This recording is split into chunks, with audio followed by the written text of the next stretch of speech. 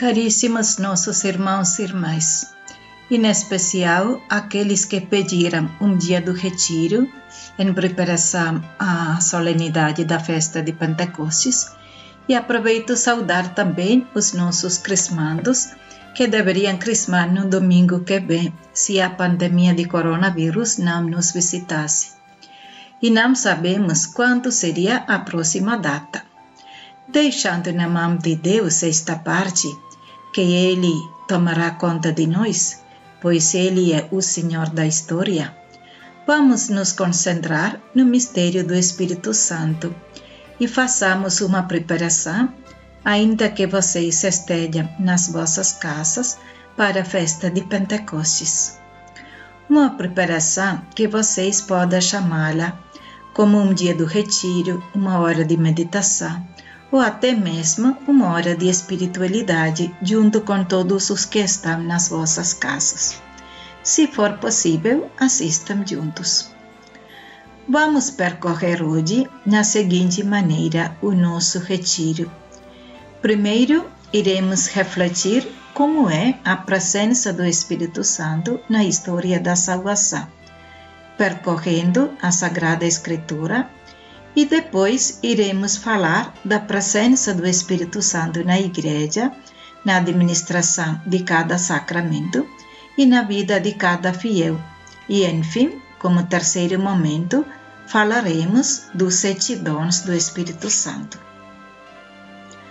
Vamos falar primeiro o Espírito Santo na Sagrada Escritura.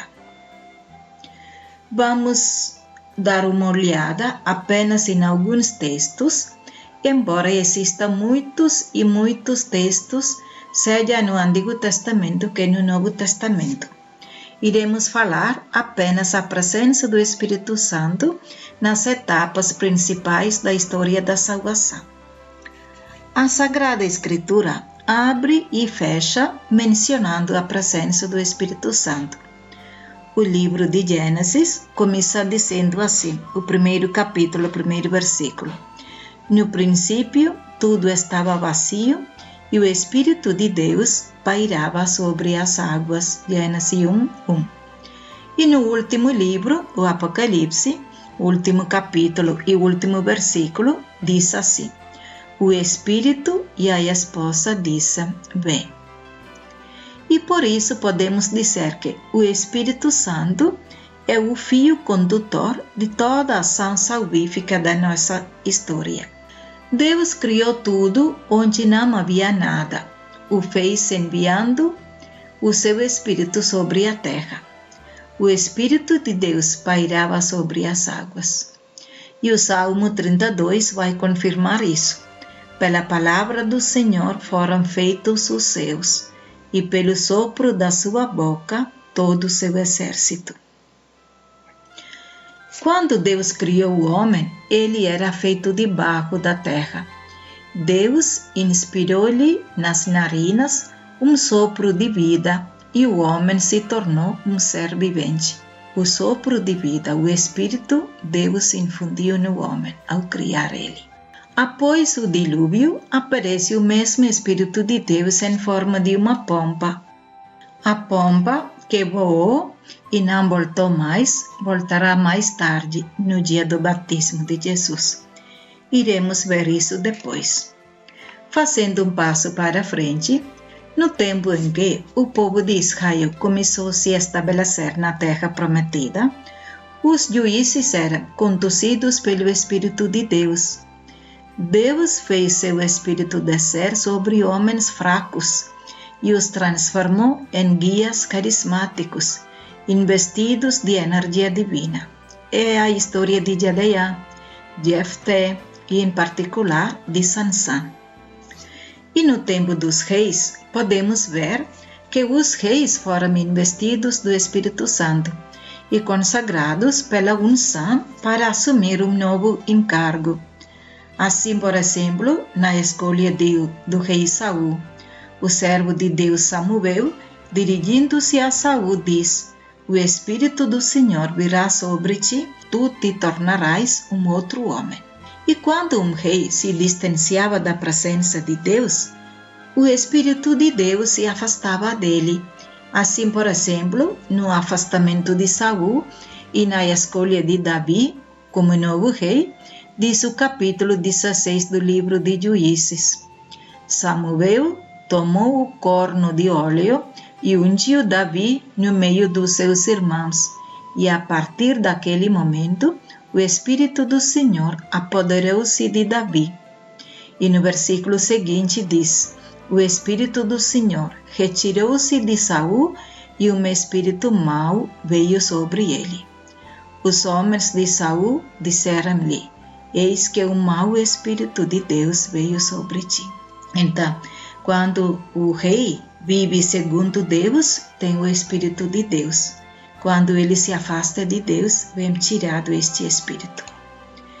E depois, passando para o tempo dos profetas, os profetas todos foram conduzidos pelo Espírito de Deus. Vamos falar apenas do profeta Ezequiel, e o capítulo 37 de Ezequiel é um espetáculo das obras do Espírito Santo. O profeta vai invocar o Espírito de Deus dos 4 ventos da terra, e os ossos ressequidos retomam a vida. O Espírito de Deus penetrou neles, ficaram em pé, recebendo a vida. Esta presença do Espírito Santo como sopro, como vento, podemos ver em vários episódios no Antigo Testamento, como também no Novo Testamento, assim como no dia de Pentecostes. Olha como foi a passagem do Espírito na vida do profeta Elias no monte.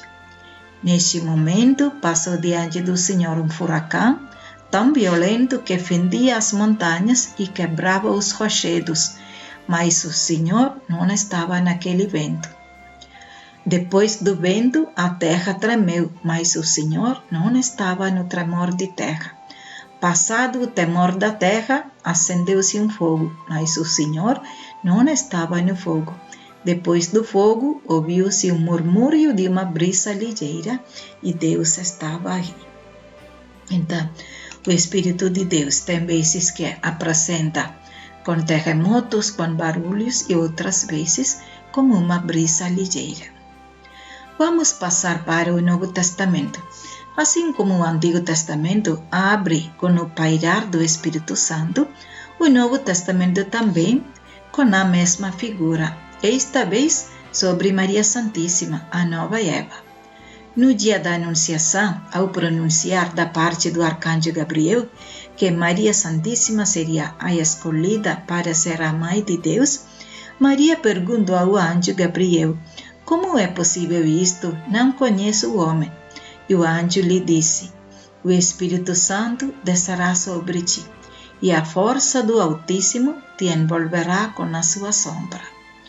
Ou seja, a presença de Deus no início da criação com o Espírito Santo e na nova criação, na redenção da humanidade, que abre com a vinda de Jesus, o tempo inaugura com a vinda do Espírito Santo. E assim, a vida pública de Jesus também inicia com a presença do Espírito Santo. No dia do batismo de Jesus no Rio Jordão, o Espírito Santo desceu sobre Jesus em forma da pomba. Nós falamos, que voltou. Agora, aquela pomba que foi embora da Arca de Noé, representando o Espírito Santo. E todos os que estavam ali escutaram a voz de Deus Pai: este é o meu Filho muito amado. E assim, Jesus começa a sua vida pública. Na última ceia, na véspera de sua morte, Jesus prometeu aos discípulos que enviaria o Espírito Santo sobre eles. Quando vier o Paráclito, que vos enviarei da parte do Pai, o Espírito da verdade que procede do Pai, ele dará testemunho de mim. Quando ele vier, convencerá o mundo a respeito do pecado, da justiça e do juízo. Quando vier o Paráclito, o Espírito da verdade, ele vos ensinará toda a verdade. Ou seja, a partir do Pentecostes, a partir de quando cada fiel recebe o batismo e o Espírito Santo, acolhe Jesus como Senhor da sua vida. O Espírito Santo estará junto dele no momento da prova. assumindo o papel do defensor. Jesus disse: quando vos entregares, não vos preocupeis de como ou o que deveis falar. O que tendes que falar vos será comunicado naquele momento, porque não sereis vós que falareis, mas o Espírito do Pai que falará em vós. Na hora da morte, como último ato de caridade, Jesus inclinou a cabeça e expirou o Espírito. Vocês entenderam? Na hora da morte, como último presente, Ele nos deu duas coisas que lhe sobrou, que foi o mais caro: sua mãe e seu Espírito. Através do Espírito Santo, Jesus veio no seio puríssimo da Virgem Maria. E agora, Jesus deixa para nós estas duas pessoas, Maria e o seu esposo, o Espírito Santo. Segundo o Evangelho de São João, este momento seria já um Pentecoste em forma embrional, pois Jesus, tendo realizado tudo, concede o Espírito. O derramamento de água do lado ferido de Jesus significa o cumprimento da promessa feita por Jesus nas festas das cabanas. Rios de água viva fluirá de seu peito. Isto ele disse, referindo-se ao Espírito. Após a ressurreição, após de ter convivido por 40 dias junto com seus discípulos e antes de subir ao céu, soprou sobre eles, dizendo-lhes: recebei o Espírito Santo, que na verdade, segundo São João, é o momento de Pentecostes, pois sobre os apóstolos Jesus sopra o seu Espírito, dizendo: recebei o Espírito. E enfim, no dia de Pentecostes, após 50 dias da Páscoa, o Espírito Santo desceu sobre os apóstolos, e esta vez não somente os apóstolos, mas lá estava Maria Santíssima e muitos outros discípulos, mulheres piedosas e os familiares da casa onde estavam reunidos. E esta vez a presença do Espírito Santo foi em forma solene, diferente da experiência de Elias no monte. Agora em forma de línguas de fogo, visível e manifestado a todos. A Igreja nasce com a vinda do Espírito Santo. Cada cristão nasce no seio da Igreja, recebendo o mesmo Espírito Santo pelo batismo. Quando os primeiros cristãos estavam reunidos, o Espírito Santo descia sobre eles. Todos ficaram cheios do Espírito Santo. A primeira foi no dia de Pentecostes, e Pedro e João foram soltos da cadeia por intervindo do Espírito Santo. Pedro fala, cheio do Espírito Santo. Estevão profere, cheio do Espírito Santo. Barnabé, cheio do Espírito Santo. Os 7 diáconos eleitos eram como Estevão, cheios do Espírito Santo, por causa da orientação dada pelos apóstolos. Então, cada pessoa, cada evento foi conduzido pelo Espírito Santo. Toda vez que os apóstolos deveriam tomar uma decisão, expressam assim: nós e o Espírito Santo decidimos. E eles sentiam esta aproximação, comunhão profunda com o Espírito Santo. E as cartas dos apóstolos mostram como cada cristão é conduzido pelo Espírito Santo. E o livro do Apocalipse nos fala como o Espírito Santo acompanha e dá perseverança às igrejas, às comunidades dos fiéis a perseverarem na fé. E, enfim, como falamos no início, a oração perpétua da Igreja, que aguarda a vinda definitiva de Jesus, encontramos no último capítulo, último versículo de Apocalipse. O Espírito e a esposa diz: vem, Senhor. Vamos passar agora para o segundo ponto de hoje, o Espírito Santo na Igreja e nos sacramentos. Após 40 dias da Páscoa, celebramos a solenidade da Ascensão no domingo passado. E após 50 dias, celebramos, no domingo que vem, a solenidade de Pentecostes. E nestas últimas 2 semanas, perto da Ascensão, até Pentecostes, escutamos o Evangelho de São João, as palavras e recomendações de Jesus na última ceia. Lá, Jesus fala: eu vou para o Pai, depois vou enviar o Espírito Santo. E antes de subir aos céus, Jesus disse: é necessário que eu vá para poder enviar o Espírito Santo. Quando ele chegar, vos ensinará todas as coisas e vos acompanhará em todos os momentos. Assim, podemos ver que, a partir de Pentecostes, os apóstolos não tinham mais medo de ninguém e começaram a pregar o Evangelho, tudo o que Jesus ensinou e fez durante a sua vida, e eles se lembraram de tudo e de todos. Foi incrível a memória deles, para depois a gente receber nos 4 evangelhos estas narrações. Cada palavra de Jesus eles lembraram e nos transmitiram. Isso significa que agora o tempo da igreja é tempo do Espírito Santo. Ele que vai conduzir a igreja até o último dia, em todos os lugares e em todos os tempos, em todas as pessoas e em todos os grupos. E cada pessoa que recebe o batismo e adere à igreja é dotada deste mesmo Espírito Santo. São Paulo diz que se devemos chamar Deus de Pai, se o Espírito Santo não nos impulsionar, não podemos. Diz o Lumen Gentium, um dos documentos do Concílio Vaticano II, que este Espírito Santo que nos une como membros da Igreja, que abre a nossa inteligência, que acompanha os sacramentos, que nos ajuda a superar as perseguições deste mundo. O Espírito habita na Igreja e nos corações dos fiéis como um templo. Lumen Gentium 4:12. Dizia São Basílio, no Tratado sobre o Espírito Santo: inacessível por sua natureza, torna-se acessível por sua bondade.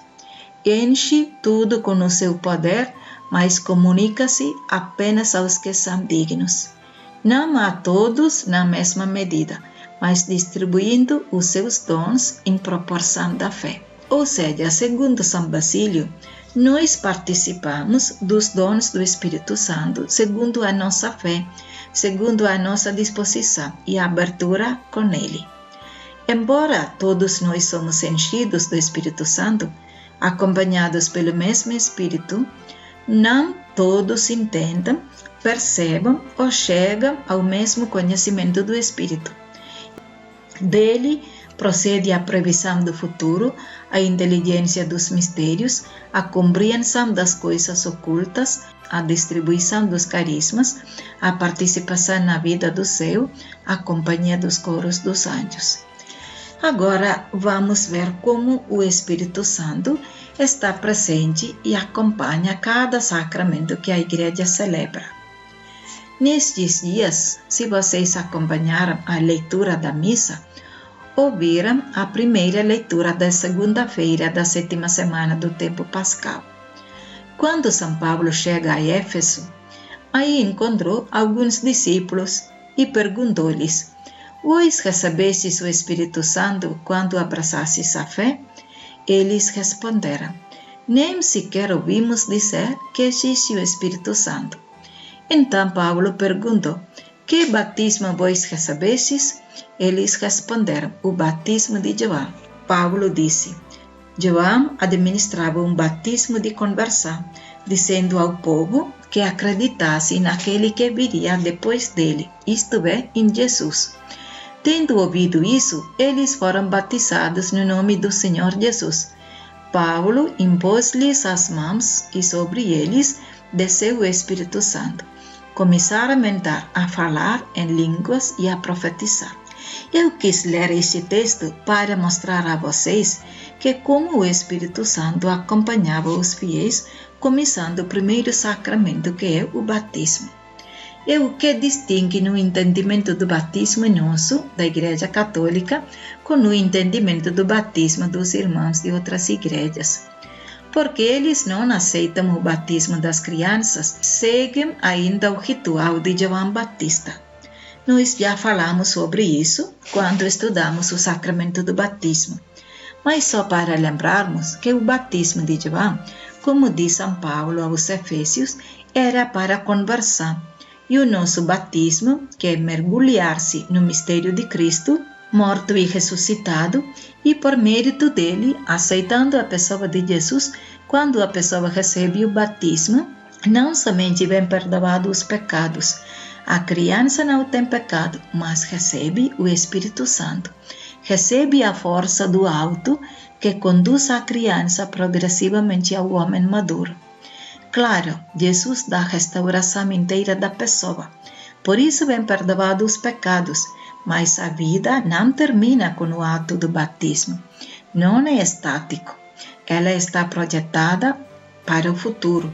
Ela precisa de auxílio do Espírito Santo para combater contra o mal, para discernir o Espírito de Deus e para ter a sabedoria, o entendimento, o temor de Deus, a temperança e a fortaleza. Quem nos dá esses dons? O Espírito Santo. Por isso falamos que no batismo nos vem dado as virtudes teologais da fé, esperança e caridade. Nos vem transmitido as graças dos filhos de Deus. A consagração na hora do batismo é importante. No caso do perigo da morte, quando qualquer pessoa dá o batismo, não tem a consagração, porque falta o sacerdote. Aí a igreja pede que após o batismo, dado no caso do perigo da morte da parte de qualquer pessoa, venha ratificado com a consagração, caso a pessoa sobreviver, e por isso deve se apresentar à igreja. Entendam como é importante a gente reconhecer a presença do Espírito Santo na nossa vida.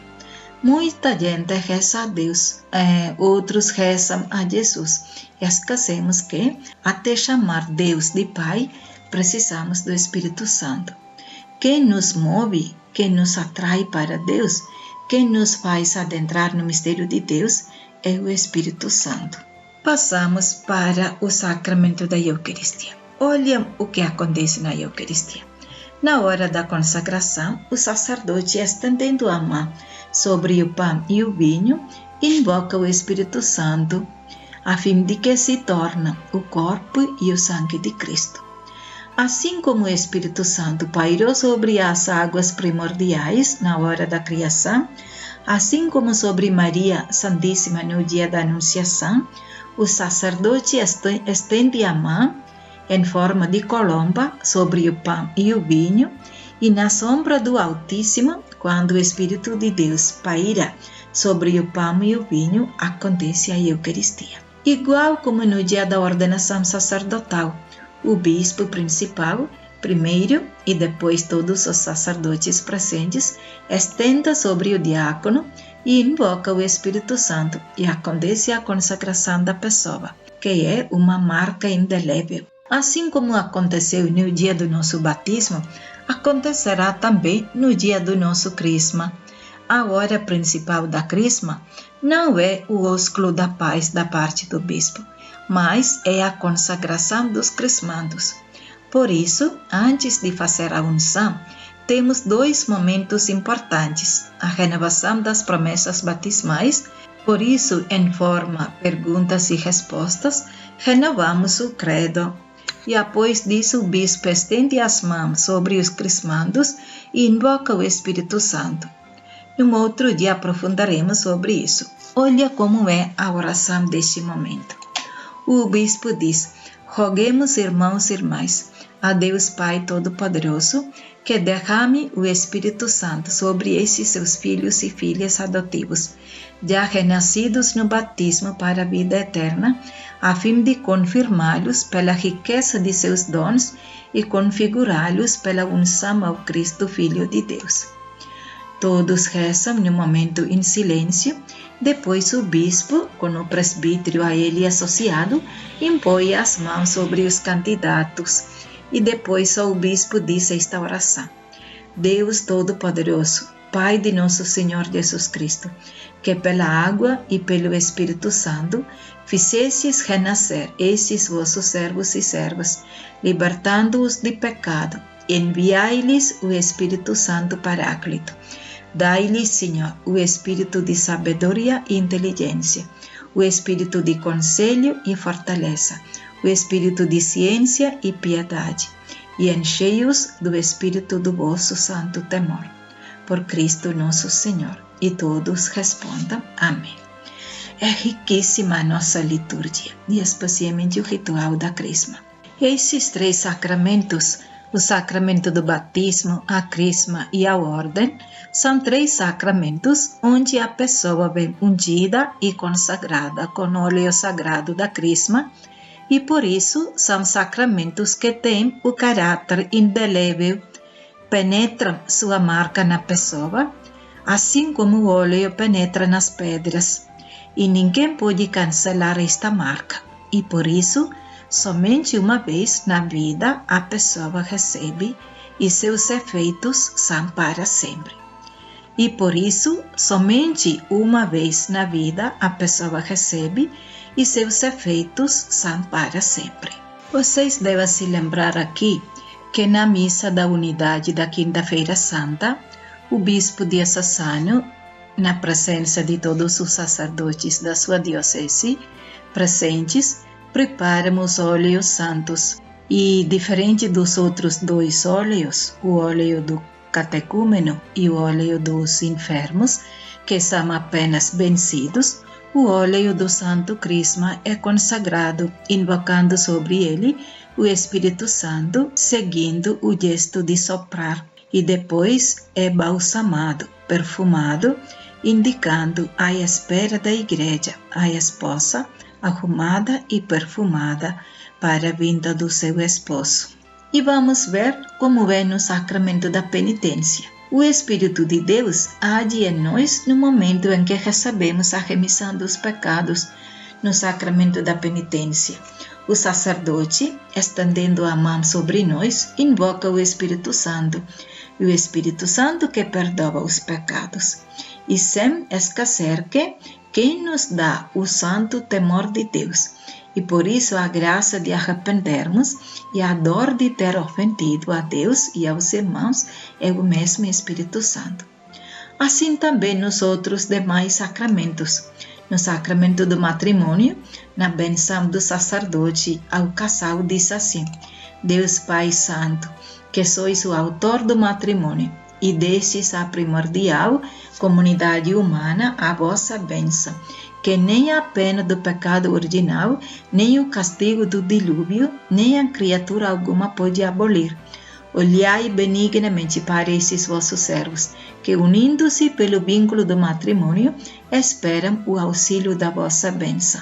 Enviai sobre eles a graça do Espírito Santo, para que pelo vosso amor, derramado em seus corações, permaneçam fiéis na aliança conjugal. Olha, belíssimo. Sobre o casal é invocado o Espírito Santo. E passando para o último sacramento, o sacramento da unção dos enfermos. É um sacramento, logo falamos que não é para morrer, mas aos que se encontram enfermos e em perigo da vida. E, na hora da unção, o sacerdote diz: por esta unção e pela sua infinita misericórdia, o Senhor venha em teu auxílio com a graça do Espírito Santo, para que, liberto dos teus pecados, Ele te salve e, na sua misericórdia, alivie os teus sofrimentos. E, enfim, é muito bonita a oração sobre o moribundo. Diz assim: parte deste mundo, alma cristã, em nome de Deus Pai Onipotente, que te criou, em nome de Jesus Cristo, Filho de Deus vivo, que por ti sofreu, em nome do Espírito Santo, que sobre ti desceu, para que hoje chegues ao lugar da paz e a tua morada seja no céu, junto de Deus, na companhia da Virgem Maria, Mãe de Deus, de São José e de todos os anjos e santos de Deus.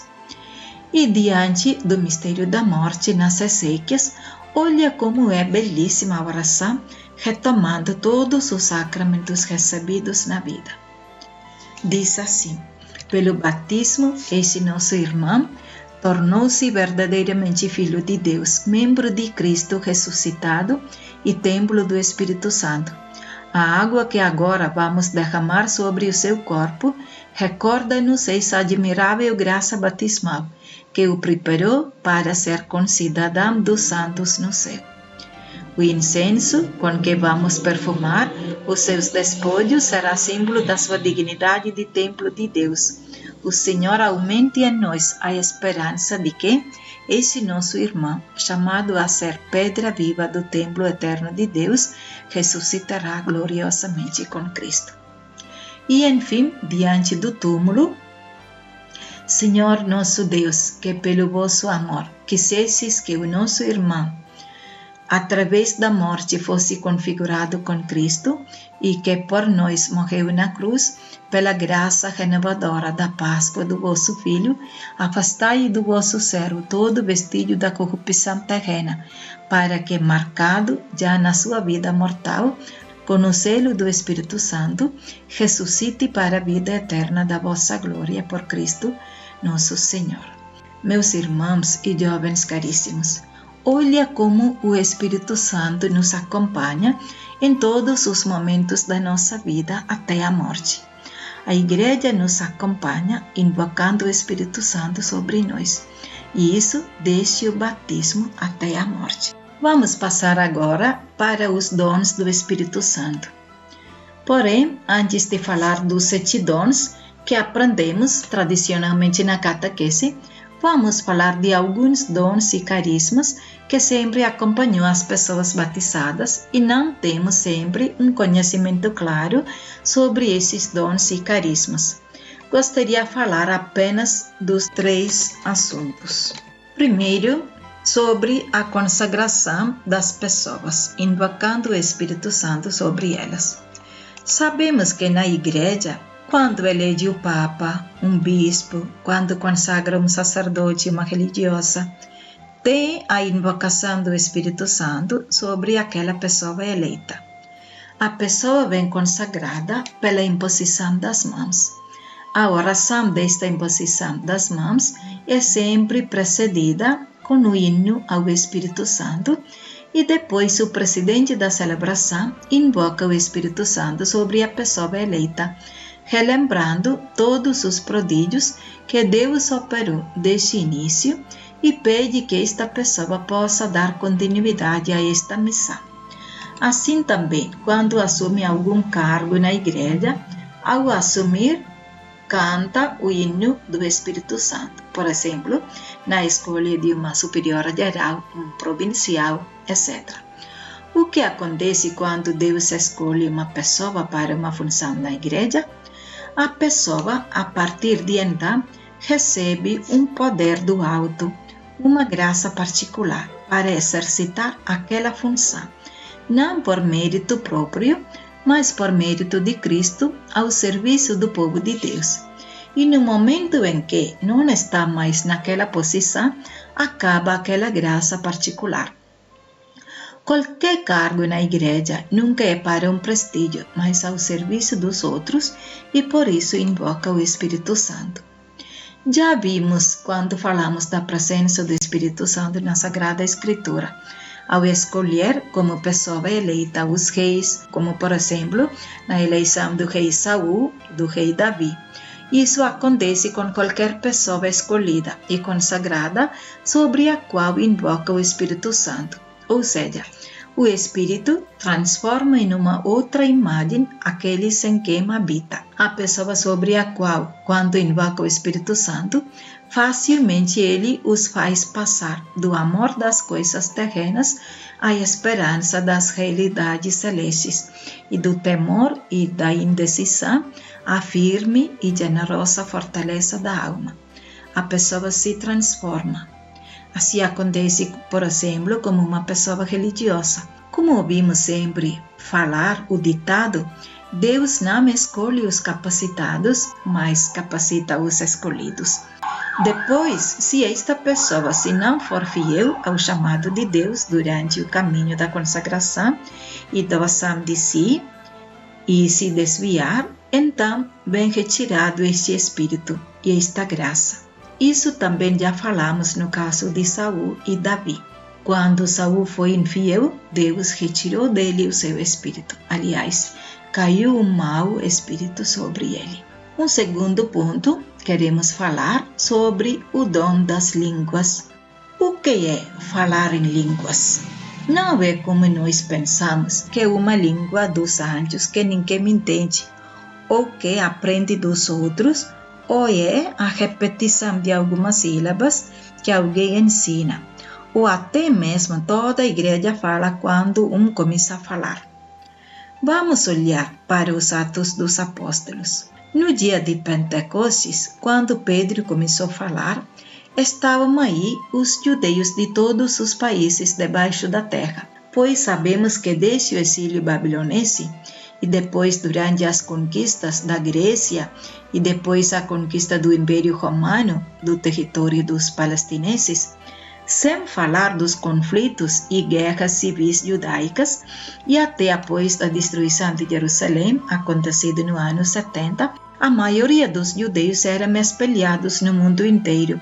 E esses judeus, que eram chamados judeus de diáspora, e eles vinham para Jerusalém uma vez por ano para Pentecostes, visitar o templo e celebrar as festas pascais. Após a destruição do templo no ano 70, para 2 séculos, ninguém nem podia entrar na sua terra. Somente no tempo do imperador Vespasiano, que podiam ir para chorar diante do muro de pianto, muro do choro, para rezar. Bem, por isso que estavam lá os judeus que moravam nos outros países e cada falava uma língua diferente. E Pedro falava na língua dele e cada entendia na própria língua. E após de ter ouvido as palavras de Pedro, eles choravam e perguntavam: o que devemos fazer, irmãos? E Pedro disse: convertei-vos e recebei o Espírito Santo. E quando Pedro rezou, o Espírito Santo desceu sobre eles e no primeiro dia mesmo, quase 3.000 pessoas foram batizadas. E estes 3.000 eram judeus provenientes de todas as partes do mundo. E assim rápido chegou o Evangelho nos 4 cantos da terra. Estes judeus, voltando para suas terras, já rapidamente começou a espalhar o Evangelho. Quando Pedro e Paulo chegaram a Roma ou em outros países, já estavam lá os fiéis e eles fortaleceram a fé deles com suas presenças, cartas e recomendações, além de aderir novos membros. Então, falar em língua significa que a igreja transmite a sua fé desde Pentecostes em todas as línguas. Como somos membros do mesmo corpo que a igreja, eu falando inglês e você falando português e o outro falando alemão ou italiano, todos nós juntos falamos do mesmo Jesus. A igreja recebeu o dom da língua através de seus membros. E ninguém fala contrário à fé transmitida pelos apóstolos. Independente as distâncias, o mesmo evangelho é pregado em todos os cantos da terra, sem contradições entre o anúncio, como se uma só pessoa anunciando em várias línguas. Dizia num dos sermões de um autor africano anônimo do século IV a respeito de dom de línguas: se por acaso alguém nos disser, recebeste o Espírito Santo, e por que não falas em todas as línguas? Devemos responder: eu falo em todas as línguas, porque sou membro do corpo de Cristo, isto é, da sua igreja, que se exprime em todas as línguas. Aqui vale a pena lembrarmos o episódio de Torre de Babel, narrado no capítulo 11 de Gênesis. Quando o homem quis viver sem Deus, eles se confundiram entre si e ninguém entendia mais a ninguém. Falavam uma só língua, porém não entendiam mais nada. Qual é o papel do Espírito Santo?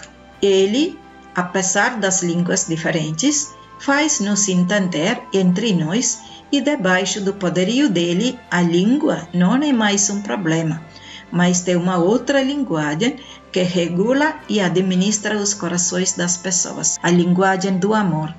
A nova lei escrita, não mais nas tábuas, mas nos corações das pessoas, é a lei do amor, com a qual todos nós podemos nos comunicar. Quando falta esta lei do amor, apesar de todos falarem a mesma língua, ninguém entende mais a ninguém. E sabemos que a comunicação não é só verbal. A maioria das nossas comunicações são não verbais e que influenciam mais nos relacionamentos. Quanto falta a lei do amor nos nossos gestos e gesticulares, aí que acontecem as feridas nos corações dos outros. E a festa do Pentecostes fica longe de nós. Agora vamos falar sobre os dons e carismas e retomaremos o dom das línguas ao final. No livro do 1 Coríntios, nos capítulos de 12 a 14, fala sobre os carismas e dons que Deus dispensa para as pessoas para o bem comum da comunidade. Aqui, São Paulo diz que somos na igreja como membros do mesmo corpo, e a cada membro foi dada uma função diferente, e assim os dons e carismas. Para o bem da comunidade, cada um, segundo sua abertura ao Espírito Santo, pode receber dons e carismas particulares. Assim, Paulo diz que a uns o dom das línguas, ao outro o dom da profecia, ao outro o dom da interpretação. A cada um é dada a manifestação do Espírito em vista do bem comum. E, no capítulo 13, diz que, apesar de todos esses dons, o dom maior é a caridade. Tendo todos os dons e não tendo o dom da caridade, o resto tudo é em vão. Ainda que eu falasse as línguas dos homens e dos anjos, se não tiver caridade, sou como o bronze que sova, ou como o símbolo que retine. Mesmo que eu tivesse o dom da profecia e conhecesse todos os mistérios e toda a ciência, mesmo que tivesse toda a fé a ponto de transportar montanhas, se não tiver caridade, não sou nada. E no capítulo 14, Paulo retoma de novo o tema dos dois carismas, o dom das línguas e o dom das profecias. E aqui podemos ver que para algumas pessoas Deus se manifesta e é fruto de uma íntima união com Deus. Então, a pessoa que faz uma experiência sobrenatural na oração vê se elevado seu corpo, sua mente e sua alma, e desapegando-se das coisas da terra, tão absorvida das coisas celestes, a pessoa se comunica com Deus numa língua que ninguém entende. Porém, São Paulo diz que ainda que a pessoa tenha este carisma das línguas, é para um bem próprio se a pessoa depois não souber interpretar e transmitir aos outros a visão que teve, não teria significado. Pois o dom das línguas serviria só para si e não para os outros. E o dom da interpretação, o dom da profecia, serve para os outros, em vista do bem dos outros. Olha o que diz no versículo 19, capítulo 14 de 1 Coríntios. Prefiro falar na assembleia 5 palavras que compreendo para instruir também os outros a falar 10.000 palavras em línguas. E porquanto Deus não é Deus de confusão, mas de paz.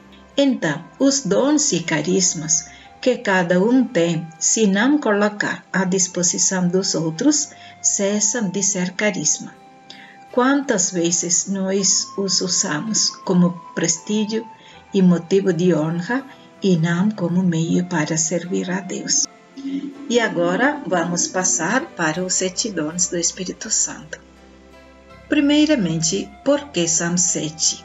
A igreja identifica 7, número simbolicamente significa plenitude e totalidade, e que invocamos na antiga prece chamada sequência ao Espírito Santo: sabedoria, entendimento, conselho, fortaleza, ciência, piedade e temor de Deus.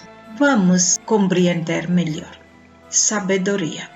Iremos seguir aqui alguns ensinos do nosso Papa Francisco numa série de sua catequese feita no ano de 2014. Na Bíblia, narra-se que no momento da sua coroação como rei de Israel, Salomão tinha pedido o dom da sapiência, o dom da sabedoria. A sabedoria é a graça de poder ver tudo com os olhos de Deus. Ver o mundo, as situações, as conjunturas e os problemas, tudo com os olhos de Deus. Às vezes, nós vemos a realidade segundo nosso prazer, ou em conformidade com a situação de nosso coração, com amor ou com ódio, com inveja. Não, esse não é o olhar de Deus. A sabedoria é aquilo que o Espírito Santo realiza em nós, a fim de vermos todas as realidades com os olhos de Deus. E, obviamente, ele deriva da intimidade com Deus, da nossa relação íntima de filhos com o Pai. O entendimento é a capacidade de ir além do aspecto externo da realidade e perscrutar as profundidades do pensamento de Deus e do seu desígnio de salvação. Dirigindo-se à comunidade de Corinto, o apóstolo Paulo descreve bem os efeitos deste dom. Coisas que os olhos não viram, nem os ouvidos ouviram, nem o coração humano imaginou, tais são os bens que Deus preparou para aqueles que o amam. Todavia, Deus nos revelou pelo seu Espírito. Entender as coisas com inteligência de Deus. Isso é um dom de Deus que não todos têm. Podemos dizer também que é um dom da profecia, saber ler o que está além das aparências. Jesus mesmo disse: Ele vos conduzirá à plena verdade e até as coisas futuras vos anunciará. Então, quem possui o dom de entendimento, possui o dom da profecia. É capaz até de entender sobre a vida dos outros, sobre os perigos que existam ao redor, sobre o espírito maligno ou benigno que conduz uma pessoa e até sobre as coisas futuras. Terceiro, o dom da fortaleza.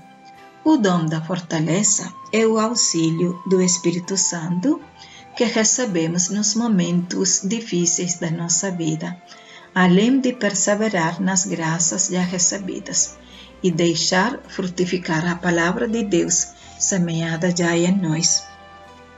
A fortaleza é aquele dom com que superamos também os desafios da vida. Temos muitos desafios para mostrar e testemunhar a nossa fé. Entre os amigos, nas faculdades, nas nossas famílias, nos trabalhos, nos nossos relacionamentos. E naqueles momentos em que me encontro difícil a testemunhar a minha fé e a minha convicção dos valores cristãos, lá que devo repetir as palavras de São Paulo: tudo posso naquele que me dá força. Assim também, para vencermos a preguiça ou o desânimo que nos assalta, devemos invocar o Espírito Santo, que sempre comunica nova força e entusiasma a nossa existência. O dom do conselho. Sabemos como é importante, nos momentos mais delicados, poder contar com sugestões de pessoas sábias e que nos amam. Através do conselho, é o próprio Deus, com seu Espírito, que ilumina o nosso coração, fazendo com que compreendamos o modo justo de falar e de nos comportarmos e o caminho que devemos seguir. Mas como age este dom em nós? No momento em que recebemos e hospedamos no nosso coração o Espírito Santo, começa imediatamente a tornar-nos sensíveis à sua voz e a orientar os nossos pensamentos, sentimentos e intenções segundo o coração de Deus. A condição essencial para conservar este dom é a oração. Rezava assim o cardeal Jean Verdier, que foi o bispo e cardeal de Paris nos anos de 1929 a 1940. Ó Espírito Santo, amor do Pai e do Filho, inspirai-me sempre o que devo pensar, o que devo dizer, como devo dizê-lo, o que devo calar, o que devo escrever, como devo agir, o que devo fazer, para obter a vossa glória, o bem do mundo e a minha própria santificação. Na intimidade com Deus e na escuta da sua palavra, começamos gradualmente a abandonar a nossa lógica pessoal ditada muitas vezes pelos nossos fechamentos, preconceitos, ambições, e aprendemos a perguntar ao Senhor: qual é o teu desejo? Qual é a tua vontade? O que te agrada? Próximo, o dom da ciência. Quando se fala de ciência, o pensamento dirige-se imediatamente para a capacidade que o homem tem de conhecer cada vez melhor a realidade que o circunda e de descobrir as leis que regulam a natureza e o universo.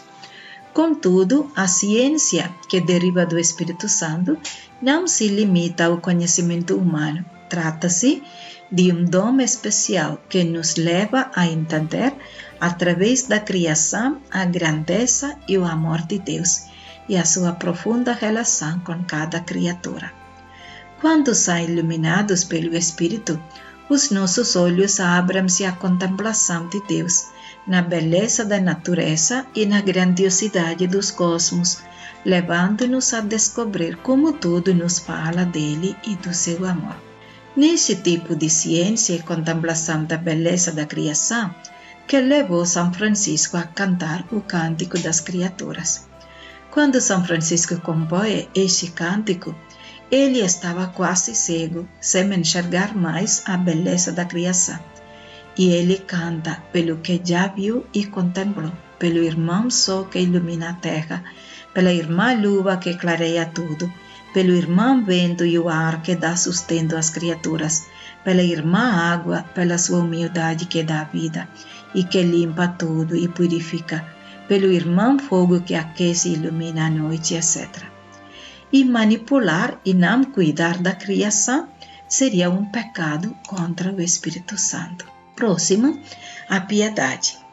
É necessário esclarecer imediatamente que este dom não se identifica com a compaixão por alguém, a piedade pelo próximo, mas indica a nossa pertença a Deus e o nosso vínculo profundo com Ele, o meio que dá sentido a toda a nossa vida e que nos mantém firmes em comunhão com Ele até nos momentos mais difíceis e atormentados.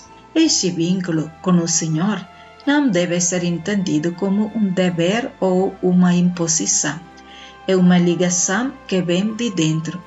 Trata-se de uma relação vivida com o coração. É a nossa amizade com Deus, que nos foi concedida por Jesus. Por isso, o dom da piedade suscita em nós, antes de tudo, a gratidão e o louvor.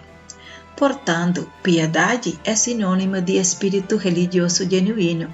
A piedade não significa fechar os olhos, fazer cara de santinho, disfarçar-se de santo ou carregar as correntes, vestir-se numa forma que mostra a piedade. O dom da piedade significa ser verdadeiramente capaz de se alegrar com quantos estão alegres, de chorar com quem chora, de estar próximo daquele que está sozinho ou angustiado, de corrigir quando erra, de consolar quem está aflito, de acolher e socorrer aquele que está em necessidade.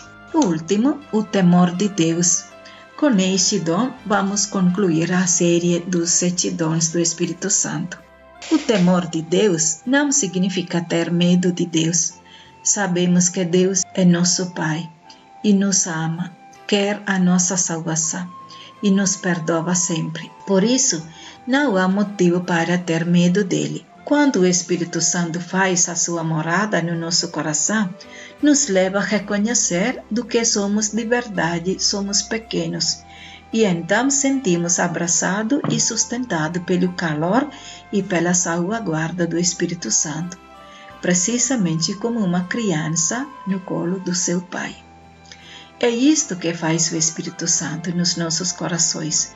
Leva-nos a sentir-nos como crianças no colo do nosso Pai. O dom do temor de Deus constitui também um alarme diante da obstinação do pecado. Quando uma pessoa vive no mal, quando blasfema contra Deus, quando explora o próximo, quando vive só para o dinheiro, a vaidade, o poder ou o orgulho, então o santo temor de Deus alerta-nos: atenção!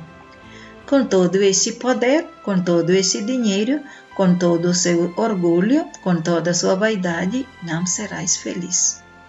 Ninguém consegue levar consigo para o além o dinheiro, o poder, a vaidade, o orgulho. Nada. E podemos levar somente a confiança que depositamos em Deus e aquilo bem que fizemos para o próximo. As pessoas que têm algum tipo de responsabilidade sobre os outros e quando receber um encargo, se deixa corromper pelo dinheiro, pela posse, será feliz assim? Quantos vivem do tráfico de pessoas e exploram o próximo com o trabalho escravo? Não têm temor de Deus e não são felizes. Assim, no mundo político e até nas nossas igrejas, nas pastorais, podemos encontrar pessoas que perderam a beleza da integridade devido à corrupção nos cargos. Exatamente porque perdeu o temor de Deus e a pessoa se torna dono de tudo e de todos. Então vamos concluir assim a nossa preparação para Pentecostes. Quero aqui concluir dirigindo algumas recomendações aos nossos crismandos. Olhe o que aconteceu com Jesus quando saiu do Rio Jordão após o batismo, após de ter descido o Espírito Santo sobre ele. O Espírito conduziu Jesus para o deserto, e lá ele viveu para 40 dias em jejuns e orações. Foi tentado pelo demônio, porém os anjos o serviam. E o que vai acontecer com vocês, crismandos, após de receber o Espírito Santo no dia da Crisma? Se a Crisma é chamado como sacramento da maturidade cristã, vai chegar a hora em que você precisa mostrar a sua maturidade. Os demônios vão se apresentar não como demônios, mas como propostas boas de ter, de poder e de prazer. E você, se não enxergar a verdade, se não é conduzido pelo Espírito Santo, se não entende a lógica que está atrás das boas propagandas, você pode cair. E ainda que as tentações possam nos invadir, se temos a perseverança em nos manter na fé que professamos, teremos a presença dos anjos ao lado. E no segundo lugar, na vida, você precisa lutar para ser fiel a tudo o que você crê. Jesus disse: quando vos entregares, não vos preocupeis de como ou o que deveis falar. O que tendes que falar vos será comunicado naquele momento. Porque não sereis vós que falareis, mas o Espírito do vosso Pai que falará em vós. A maturidade cristã está exatamente nisto: confiar ao Espírito Santo todas as suas preocupações e abandonar-se totalmente para que ele conduza a sua vida. Lembre-se sempre na vida que todos os acontecimentos podemos enfrentar em duas formas: ou administrando, tomando posse do que aconteceu e enfrentar as dificuldades da vida com coragem, com virtudes e com espiritualidade, pedindo o contínuo auxílio do Espírito Santo, ou então deixar prevalecer os sentimentos em nós, agir pelos impulsos, culpando sempre os outros e assim cair na depressão, no mau humor e na vida egocêntrica, e o resultado seria o querer morrer sem enxergar nenhum horizonte na vida. E em terceiro lugar, se um dia chegar alguma dúvida a respeito da fé, a respeito da nossa vida na igreja, da santidade e da vida eterna, a primeira pessoa que devemos procurar é o Espírito Santo, pois Jesus disse que a palavra dele é verdadeira e eficaz. Quando chegar o Espírito Santo, ele vos ensinará todas as coisas. Ele convencerá o mundo a respeito do pecado que consiste em não crer em mim. Do Espírito Santo recebemos os dons e frutos que nos façam viver de forma divina a nossa vida nesta terra. Quando você pensa de não saber rezar, lembre-se, é o Espírito Santo que nos faz proclamar que Deus é Pai, Abba. É Ele que nos possibilita reconhecer Jesus como Senhor. É o Espírito Santo que reza em nós. O Espírito vem em socorro de nossa fraqueza, pois não sabemos o que pedir nem como pedir.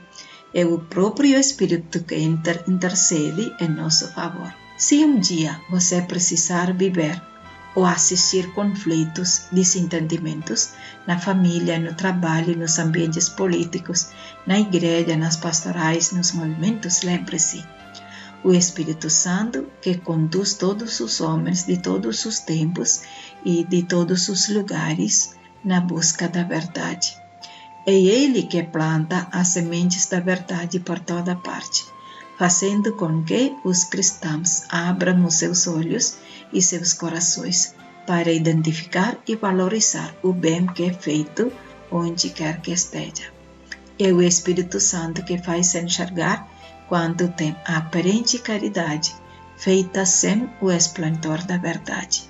E então lembre-se que Deus nos amou por inteiro, e Ele nos deu seu Espírito por inteiro, e não por metade ou pela aparência.